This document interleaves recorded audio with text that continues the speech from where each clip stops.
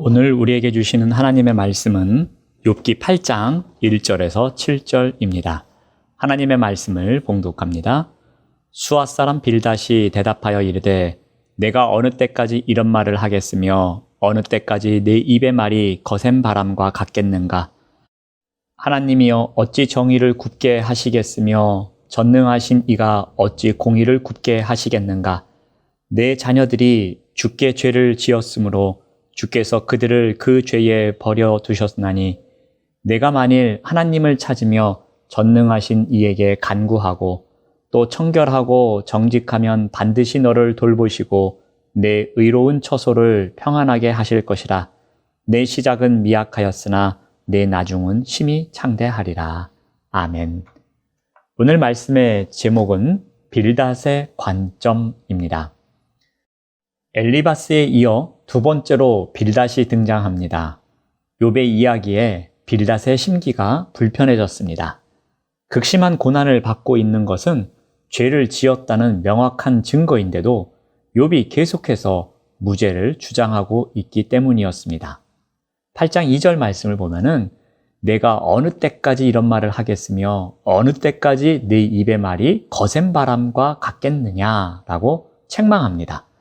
빌닷이 보기에 욥의 말은 형식뿐만 아니라 내용도 문제가 있었습니다. 빌닷은 욥의 말을 거센 바람으로 나타내고 있는 것입니다. 거세다는 욥의 말이 거칠고 위협적임을 의미합니다. 또한 바람은 그의 말이 잠시 후에 사라지고 말 허무한 말임을 암시합니다. 그러므로 욥의 말은 순간적으로 강력한 말처럼 들리지만 그 속에는 내용이 없기에 바람처럼 곧장 사라져버릴 공허한 외침이라는 말입니다. 또한 빌닷은 어느 때까지라는 표현을 반복 사용하여 자신의 주장을 더욱 강력하게 이야기하고 있습니다. 더 이상 변명하거나 회피하지 말 것을 강조합니다. 또한 욥의 주장이 거센 바람과 같이 도전적이고 반항적이기에 더 이상 듣고 있기가 쉽지 않음을 이야기합니다. 욥의 말을 듣고 있는 빌닷의 관점은 욥은 뻔뻔할 뿐 아니라 불경하기 그지 없었던 것입니다. 그래서 욥이 더 이상 항변하지 못하게 단호하게 말합니다. 또한 빌닷은 하나님에 관한 관점을 이야기합니다.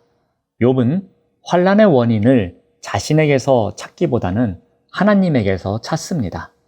앞선 진술에서 욥은 하나님의 행동이 정의의 실현이 아니라고 주장합니다. 욥기 6장 4절 말씀을 보면은 전능자의 화살이 내게 박힘에 나의 영이 그 독을 마셨나니 하나님의 두려움이 나를 엄습하여 치는구나. 또 욥기 7장 12절 말씀을 보시면 내가 바다니이까 바다 괴물이니이까 주께서 어찌하여 나를 지키시나이까. 욥의 원망이 담겨져 있는 표현입니다. 욥의 환난의 원인이 하나님께 있음을 불평으로 토로하고 있는 부분입니다. 이러한 이야기를 하자 빌닷이 하나님은 세상의 질서를 만드시고 보존하시는 분이기에 어리석고 무모한 것이라고 반박합니다.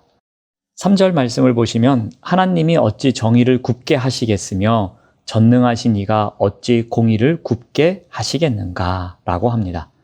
정의를 굽게 한다는 것은 거짓 저울을 쓰는 상인처럼 정의를 비틀고 정의가 뒤틀리게 한다는 것입니다. 곧아야 할 것을 굽게 한다는 말입니다. 그러나 빌닷은 하나님이 절대 이렇게 하지 않으신다는 것을 의심할 여지가 없는 것이라고 말합니다. 빌닷의 관점으로 바라보는 하나님은 절대 이렇게 하지 않으십니다. 따라서 하나님이 자신을 부당하게 대하셨다는 욥의 주장은 말이 안 된다는 것입니다. 하나님은 공의와 정의의 하나님이라는 것입니다. 빌닷은 전통신학에 근거해 하나님은 인과율의 원리, 즉 모든 일이나 사물은 원인에 의해 그 결과가 발생한다는 원칙에 따라서 세상을 운행하시는 분이라고 소개합니다. 다음으로 빌닷은 욥의 자녀들에 대한 관점을 이야기합니다. 2장에서 욥의 자녀들은 사방에서 불어오는 거센 바람에 집이 무너져 몰살당합니다. 이러한 비극적 사건은 욥에게 매우 고통스럽고 가슴 아픈 사건이었습니다. 그런데 빌닷은 그토록 애지중지했던 자녀를 잃은 욥을 향해 그의 자녀들이 죽은 것은 그들이 저지른 죄 때문이라고 말합니다. 4절 말씀을 보면은 내 자녀들이 주께 죄를 지었으므로 주께서 그들을 그 죄에 버려두셨나니. 욥의 자녀들 역시 하나님이 이유 없이 심판하신 것이 아니라 그들의 죄 때문에 심판하셨다고 주장합니다. 하지만 빌닷은 그들의 행위와 삶의 태도를 전혀 알지 못했을 겁니다. 그저 결과만을 가지고 원인을 추론할 뿐입니다. 그럼에도 빌닷은 자녀를 잃은 슬픔 속에 있는 욥을 향해 거침없이 참담한 말들을 쏟아내고 있는 것입니다. 욥의 자녀들이 죽은 것은 그들이 지은 죄의 결과이니 하나님께 이의를 제기해서는 안 된다는 것입니다.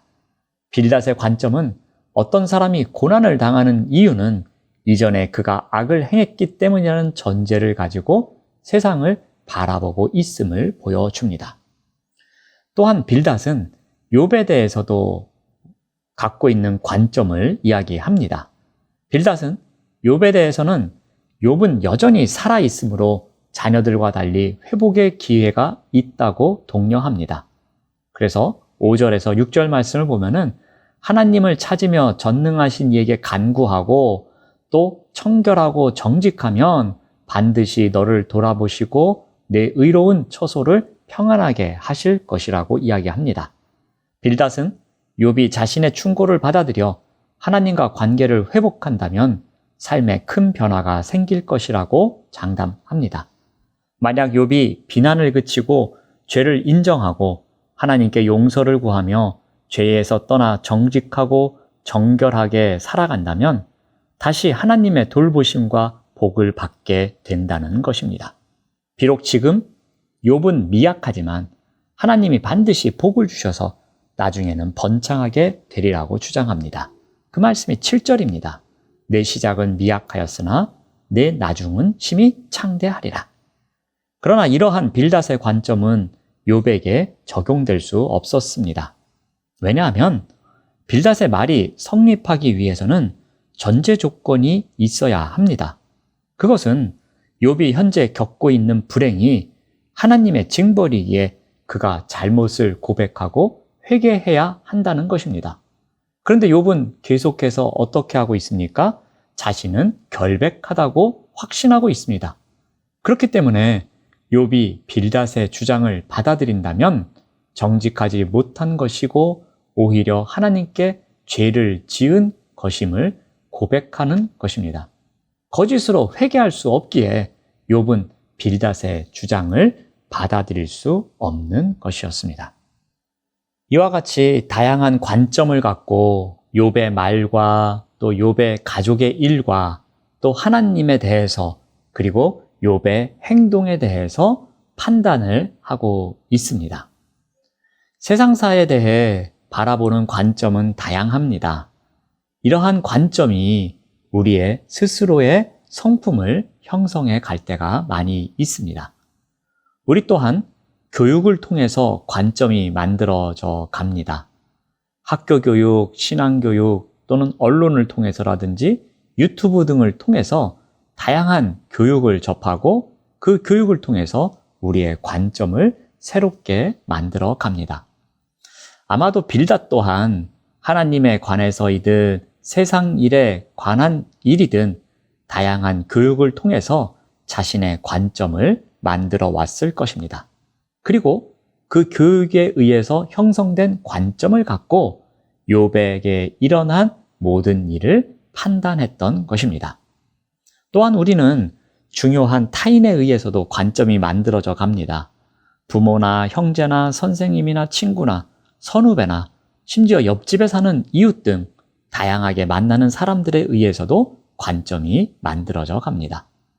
아마 빌닷 또한 가족 공동체 안에서 다양하게 만나는 중요한 타인에 의해서 자신의 관점이 만들어졌을 것입니다.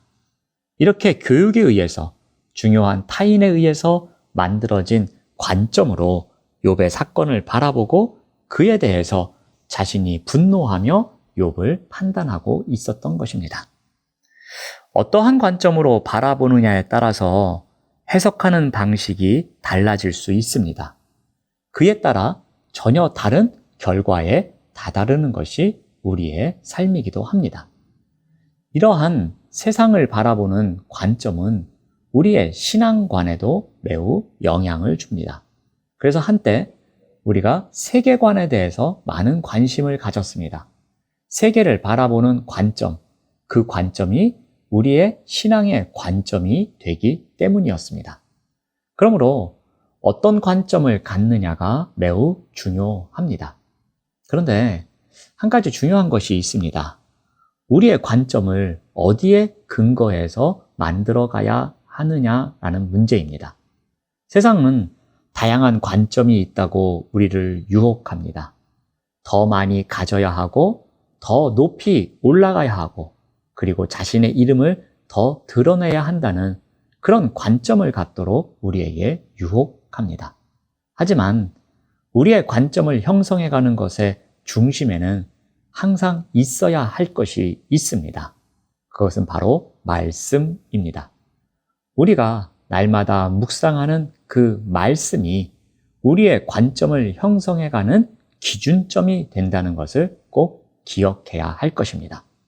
말씀이라는 도구를 통해 내가 지금 바라보는 관점이 맞는지 아니면 잘못된 것인지를 늘 점검해야 할 것입니다. 말씀이 바로 우리의 관점입니다. 기도하겠습니다. 하나님 감사합니다.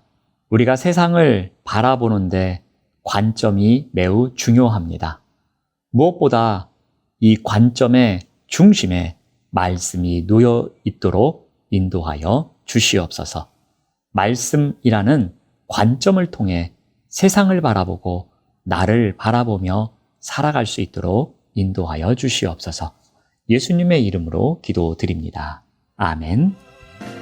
생명의 말씀으로 나를 채우사 주의 길 예비케 하소서. 성령의 능력으로 길을 부르사 진리를 선포하소서.